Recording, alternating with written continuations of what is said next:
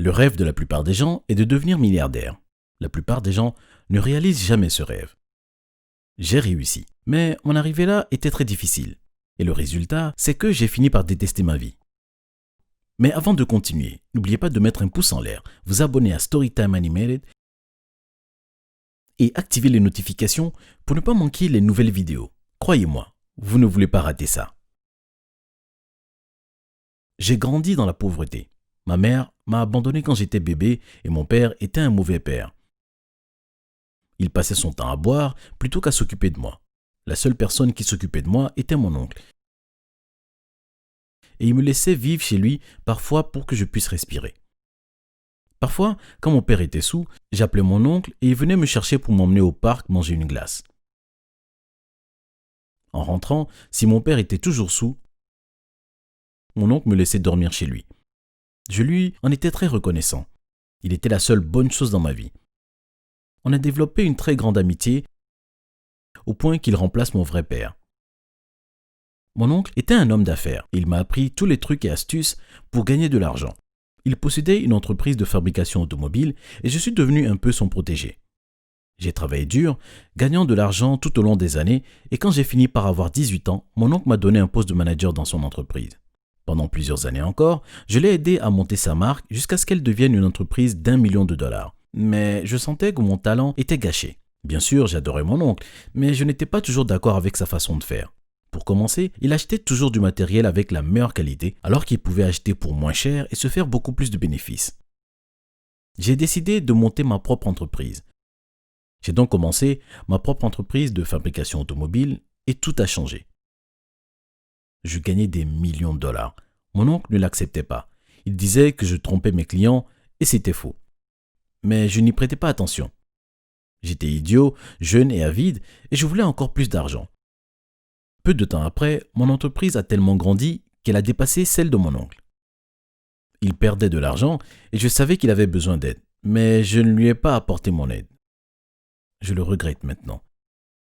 J'ai fini par acheter son entreprise à très bas prix et maintenant j'ai 2 grandes entreprises sous mon contrôle, gagnant des millions de dollars chaque année. J'ai investi dans toutes sortes de choses, des parts du marché jusqu'aux entreprises et une fois arrivé à 25 ans, j'étais milliardaire. Mais je détestais ma vie. Je n'avais pas d'amis, pas de vraie famille, personne qui ne se souciait de moi.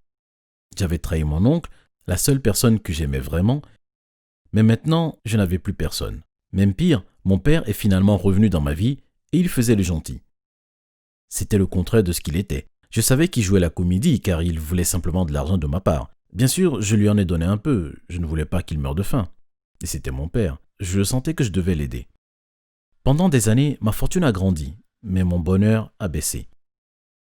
Je travaillais tout le temps, je n'avais donc jamais le temps de me faire des amis. Mon oncle avait déménagé à l'étranger et je ne savais pas où il était. Ma vie était misérable. Puis j'ai rencontré quelqu'un. Cette femme s'appelait Sally. Elle était si belle et gentille et j'étais fou amoureux d'elle. Je lui offrais tout genre de cadeaux. Mon père m'avait dit qu'elle était là que pour l'argent, mais je ne l'ai pas écouté. Qui était-il pour parler de toute façon? Je savais qu'il était là que pour l'argent aussi. Après plusieurs rencarts, j'étais fou amoureux d'elle. Je voulais vraiment l'épouser. Elle m'a aussi dit de ne pas vouloir de mon argent. Ça m'a fait croire qu'elle m'aimait pour ce que j'étais. Puis j'ai découvert quelque chose qui a tout changé. On était chez moi quand le téléphone de Sally a soudainement reçu plein de messages.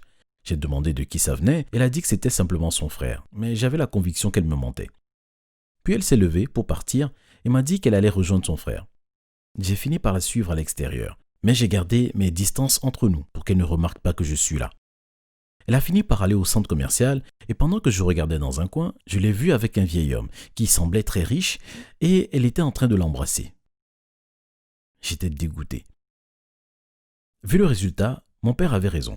Sally voulait simplement mon argent. Elle avait actuellement plusieurs copains qui étaient âgés et très riches.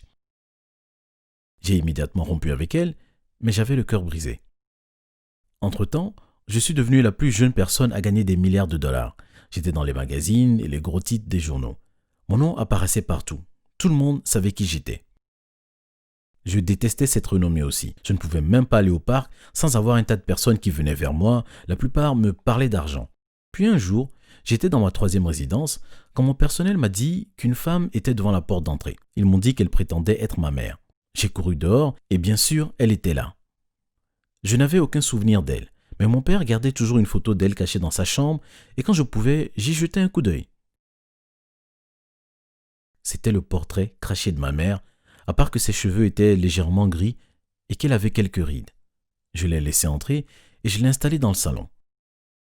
Au début, personne ne décrocha un mot. J'étais toujours sous le choc de retrouver ma mère disparue depuis longtemps chez moi, 20 ans après qu'elle m'ait abandonné.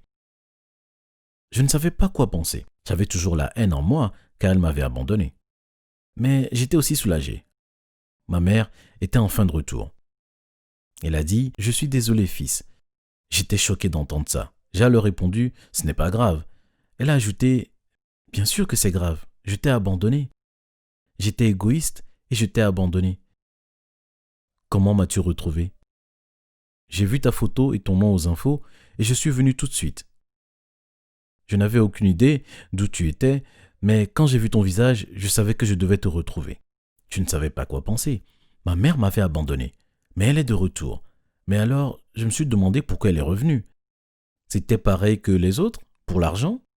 C'est la raison pour laquelle elle est revenue? J'ai regardé ses vêtements et elle ne semblait pas être pauvre. Mais encore, n'importe qui chercherait à avoir encore plus d'argent s'il le pouvait. Et je me suis demandé, si mon nom et ma photo étaient aux infos, mais que je n'étais pas milliardaire, est-ce que ma mère m'aurait recherché? Je n'en ai aucune idée. Mais j'ai décidé de lui demander quelque chose qui me trottait dans la tête depuis longtemps. J'ai demandé l'air triste. Pourquoi tu m'as abandonné? Ma mère a repris sa respiration. Je suis parti car ton père était cruel et je ne pouvais plus le supporter. J'aurais aimé te prendre avec moi, mais j'ai pensé que tu serais mieux avec ton oncle. Je n'avais pas assez d'argent pour subvenir à nos besoins. Mais ma foi s'est brisée. Mais je t'ai manqué?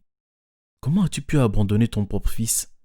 Ma mère regarda vers le sol et elle commença à pleurer. Elle sanglotait. Je suis désolé. Je ne pouvais pas m'en empêcher. Je lui ai dit que je lui pardonnais et je l'ai laissé vivre chez moi. J'étais vraiment heureux d'avoir ma mère à mes côtés. Elle m'avait tellement manqué.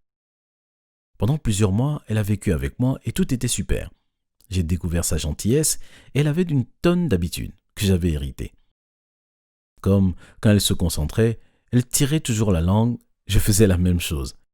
Et quand elle rigolait, elle faisait un drôle de son comme un dauphin, comme moi. C'était cool d'apprendre à connaître ma mère et elle semblait être très intéressée par ma vie aussi. Elle a dit vouloir rattraper tout le temps perdu l'un de l'autre. Mais les choses se sont empirées. Peu de temps après, j'ai appris la raison pour laquelle elle était là. Et ça m'a brisé le cœur. Elle vivait chez moi depuis 6 mois. J'étais au boulot, mais j'ai décidé de rentrer plus tôt pour dîner ensemble. Je suis entré dans la maison, mais je ne pouvais la trouver nulle part. Je l'ai cherchée partout, et puis je suis allé dans ma chambre. Ce que j'ai vu m'a laissé bouche bée. Ma mère était en train de fouiller dans mon placard pour me voler des trucs. Dans sa poche, je pouvais apercevoir quelques-unes de mes montres de luxe et elle avait même pris les boucles d'oreilles en diamant de mon ex. J'en avais les larmes aux yeux et elle est restée figée. La culpabilité se voyait sur son visage. J'ai compris qu'elle était pareille que les autres avant elle.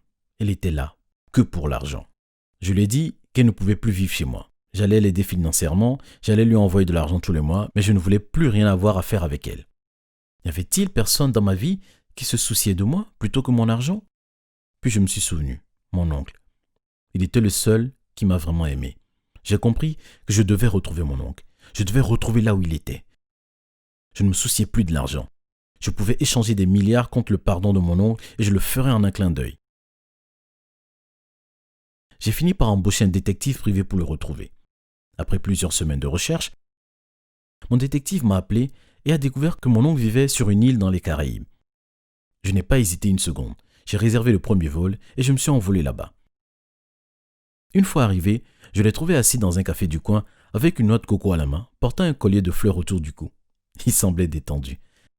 J'ai marché vers lui et je me suis agenouillé à côté de lui. Il a fait un bond dès qu'il m'a vu. Il a demandé « Qu'est-ce que tu fais ici ?» J'ai dit « Mon oncle, je suis désolé. J'ai appris de mes erreurs. Je sais que je ne le mérite pas, mais s'il te plaît, pardonne-moi. Je me fous de l'argent.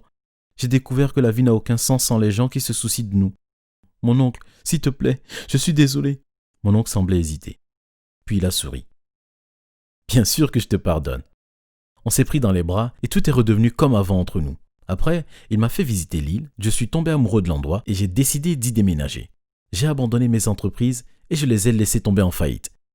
J'avais assez d'argent pour vivre le reste de ma vie. Maintenant, je pouvais me détendre et profiter d'une vie simple. Après 2 ans là-bas, j'ai fini par tomber amoureux d'une fille locale et nous avons maintenant 3 enfants. Ils appellent mon oncle grand-père. Je suis plus milliardaire, mais j'adore ma vie. Il semblerait que l'argent ne fait finalement pas le bonheur.